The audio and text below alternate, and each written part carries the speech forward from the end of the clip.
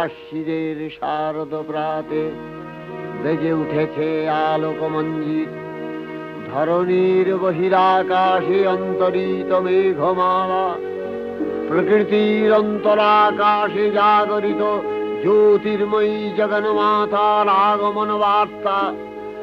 আনন্দময়ী মহামায়ার পদধ্বনি অসীম ছন্দে বেজে উঠে রূপলোক ও রসলোকে আনে নবভাব মাধুরীর সঞ্জীবন। তাই আনন্দিতা শ্যামলী মাতৃকার চিন্ময়ীকে মৃন্ময়ীতে আবাহন।